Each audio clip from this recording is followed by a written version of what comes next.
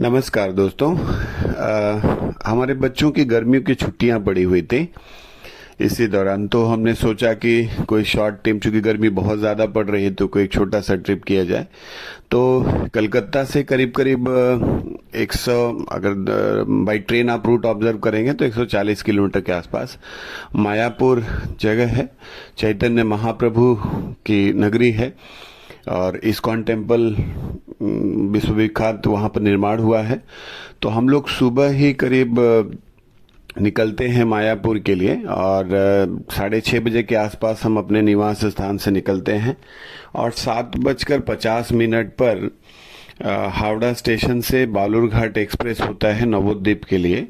तो हम लोग बालूरघाट एक्सप्रेस पकड़ते हैं हावड़ा स्टेशन से और जाने के बाद यहाँ से करीब 10 बज के कुछ मिनट पर हम लोग नवोद्वीप स्टेशन पे उतर जाते हैं।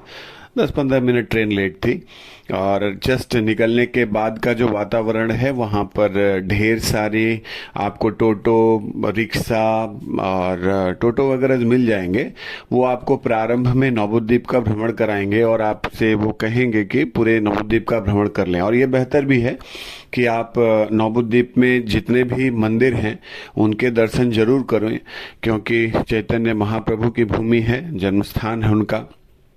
और वहाँ पर उन्होंने अपने जीवन का एक प्रारंभिक दौर बिताया है। तो इसलिए वहाँ छोटे छोटे मंदिर हैं भगवान चैतन्य महाप्रभु और श्री कृष्ण राधा रानी से जुड़े हुए। हम लोगों ने वहाँ पर भ्रमण किया। उसके पश्चात हम लोग फेरी पकड़ते हैं और फेरी पकड़ने के बाद हम लोग नवोद्वीप से मायापुर की तरफ क्रॉस करते हैं। और जैसे ही मायापुर में हम लोग एंटर करते हैं, हम लोग फिर एक टोटो पकड़ करके मंदिर में जाते हैं। लेकिन वहाँ जाने के बाद चूंकि बहुत ज़्यादा गर्मी पड़ रही थी, 12-12:30 बजे का समय था और गर्मी बहुत ज़्यादा थी, तो हम लोगों ने गीता भवन की तरफ अप्रोच किया और लकीली हमें वहाँ पर एक एकोमोडेशन मिल गया, एक एसी रूम। हाँ, एक बात जरूर कहूँगा कि यहाँ पर अकेले किसी को अलाउ नहीं किया जाता। विद फैमिली आप रहेंगे, आपके पास वैलिड आईडी प्रूफ है, तो फिर आपको गीता भवन में भी जगह मिल जाती है। तो हमें मिल गई, हम बच्चे थे और हमारे साथ आंटी भी थी। तो इस तरीके से हम लोग गए और मंदिर में थोड़ा देर रेस्ट किया गीता भवन में। उसके बाद हम लोग थोड़ा रेस्ट करने के बाद पता लगाते हैं तो गीता भवन में प्रसादम की भी व्यवस्था होती है। प्रति व्यक्ति 60 रुपए का प्रसादम करीब पड़ता है और वास्तव में कहूँ तो बहुत ही दैवीय अनुभव है उस प्रसाद को ग्रहण करने का। आप जरूर करें। और हम लोगों ने करीब 2-2:30 बजे के आसपास तक प्रसाद ग्रहण किया। चूंकि हम लोग बच्चे थे, यात्रा हो चुकी थी तो वो थक चुके थे थोड़ा, तो हम लोगों ने उस पर थोड़ा रेस्ट किया, शाम होने का इंतज़ार किया, क्योंकि धूप की इंटेंसिटी बहुत ही ज़्यादा थी। शाम हुआ और हम लोग कैंपस में निकले, मंदिर के कैंपस में। तो प्रारंभ में हम लोग मंदिरों के कैंपस के अंदर ही घूमते रहे। तो फिर वहाँ पर ही टोटो पे खड़े एक आदमी ने बोला कि हम आपको भ्रमण करा देते हैं मायापुर के बाहर के मंदिरों का। तो हम लोग थोड़ी शाम को उसके लिए भी निकले कि ठीक है, अगल बगल मायापुर में इस्कॉन टेम्पल के सराउंडिंग में जो भी मंदिर वगैरह हैं हम लोग उसके दर्शन कर लेते हैं।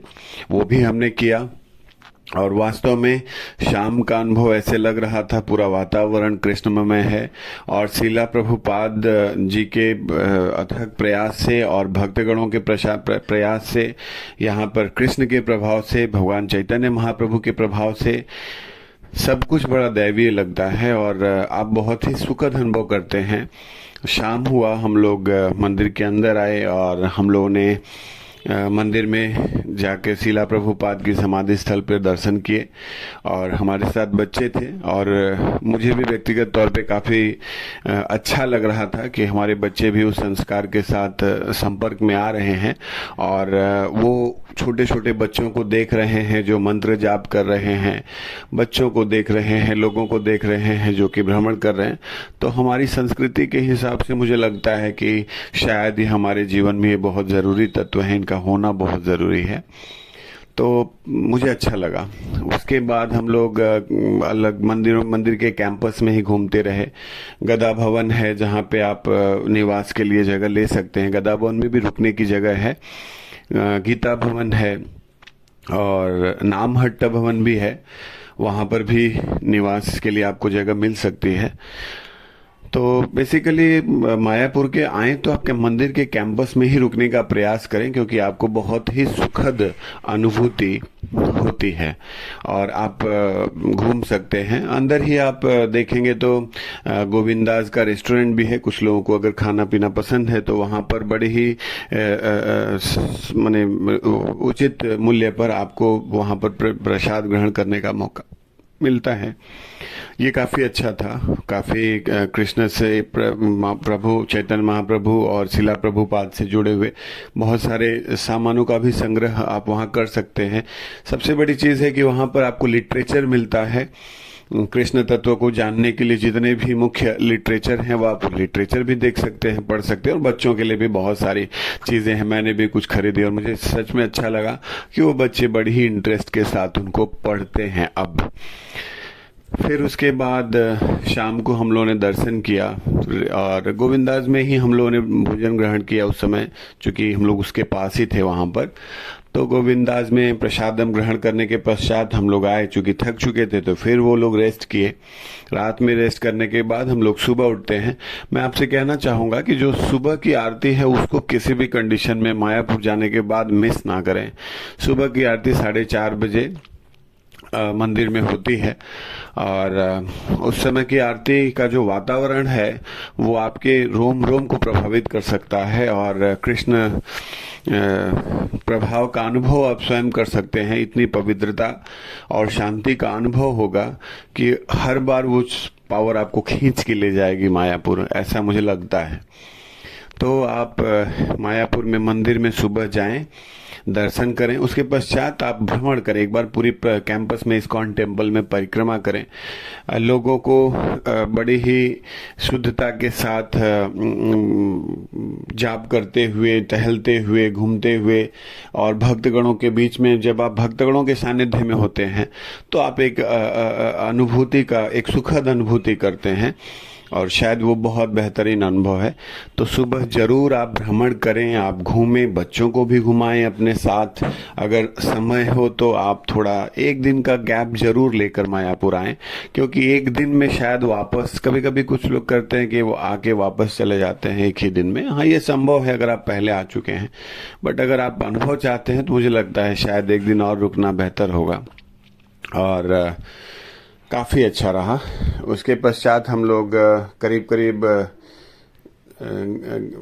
और जगहों पे भी घूमते हैं। गीता भवन की सबसे अच्छी बात यह है कि गीता भवन में बड़े बड़े रूम्स भी हैं। अगर आप ज़्यादा संख्या में भी आ रहे हैं तो भी आप वहाँ पर घूम सकते हैं, बड़ी संख्या में हैं तो आई थिंक मैंने देखा बड़े बड़े ग्रुप्स भी आ रहे थे, बहुत दूर दूर से ग्रुप्स भी आए थे। हमारी पड़ोस के कमरे में भी काफ़ी लोग थे, जो लोग भक्तगण थे, वो भक्तगण बड़ी संख्या में आए हुए थे और उनके डिवोशन को देख करके वास्तव में महसूस हो रहा था कि शायद हम भी किस चीज़ से कम पड़ रहा, लाइफ में कम पड़ रहा है, कुछ अनुभव था ये मेरा। तो बहुत अच्छा है। और बच्चों को देखता हूँ, छोटे छोटे बच्चों को जाप करते हुए। इसी के दौरान एक अच्छा सा अनुभव हुआ। एक बच्चे जो हैं उन्होंने तिलक लगाया हुआ है, कंठी माला धारण किया हुआ है, हाथ में जाप कर रहे हैं। उसके साथ उन्होंने जो है वो कृष्ण साहित्य को वितरित कर रहे थे। वास्तव में वो भी सेवा के लिए कर रहे हैं। तो उस चीज़ को देख के भी काफ़ी अच्छा अनुभव हुआ। गौशाला भी है, आप गौशाला में भी जाएं, जरूर जाएं। गौशाला में जाएं, वहाँ पवित्रता है, आपको महसूस होगी, बार बार कह रहा हूँ। फिर आप बहुत सारे विदेशी भक्तों को भी देख सकते हैं और कभी कभी लगता है कि शायद जिस तरह का भाव उन्होंने हमारे संस्कार, धर्म और भक्ति के प्रति अपनाया है, शायद वैसा हम कर पाए या नहीं, मुझे नहीं पता। शायद कुछ लोग किए होंगे, मैंने नहीं पता, मैं तो नया हूँ। तो ये कहना ठीक होगा कि भक्तगण, विदेशी भक्तों का जो डिवोशन है, उनका समर्पण है, उनका भाव है, कृष्ण के प्रति उनकी जो भक्ति है, वो देख करके बहुत ज़्यादा सुखी या अच्छा सुखद अनुभव होता है। तो इसलिए भक्तगणों का सानिध्य जब होता है तो आपको आनंद की अनुभूति होती है निश्चित रूप से। फिर सामान भी हैं, आप चाहें तो कपड़े खरीद सकते हैं। कृष्ण तत्व माने भगवान से जुड़े हुए बहुत सारे ऐसे फोटोग्राफ्स हैं, बहुत सारी चीज़ें हैं, माला है, घर पे ले जा करके भी आप चीज़ों को रख सकते हैं। फ्रेम है, प्रसादम की भी व्यवस्था होती है कैंपस के अंदर, और हम लोगों ने भी प्रसादम खरीदा कि हाँ हम अपने मित्रों के साथ इसका वितरण करेंगे, तो वो भी रहा। और शाम हुई, सुबह हुई, सुबह के पश्चात हम लोग पुनः गीता भवन वापस आए। आने के बाद हम लोग क्योंकि मेरा reservation, I tried my level best but I could not get that one, तो हमें लगा कि शायद लोकल ट्रेन पकड़ के ही सियालदह जाना उचित होगा। तो ये भी एक नया अनुभव था मेरे लिए। बच्चों के साथ मैं टोटो हम लोगों ने पकड़ा। टोटो पकड़ने के बाद हम लोग कृष्णनगर आए और 9 बजे हम लोग वहां से लोकल ट्रेन पकड़ते हैं सियालदह के लिए, और करीब 11 बजे के आसपास तक वो लोकल ट्रेन हम लोगों को, 11:15 बजे के आसपास वो लोकल ट्रेन हम लोगों को सियालदह उतारती है। और इस तरह से हम लोग पूरी यात्रा जो है कंप्लीट होती है, और वास्तव में बहुत अच्छा है। आप मायापुर जरूर जाएं। आपने अगर कुछ अगर परिवार के साथ जाते हैं तो थोड़ा सा अगर गर्मी कम हो तो आपके लिए अच्छा, बट भगवान की नगरी है, वहाँ हर समय आपको अच्छा लगेगा। तो इवन तो बहुत ज्यादा गर्मी वहाँ थी, लेकिन फिर भी हम लोगों ने बहुत आनंद किया, बहुत अच्छा लगा।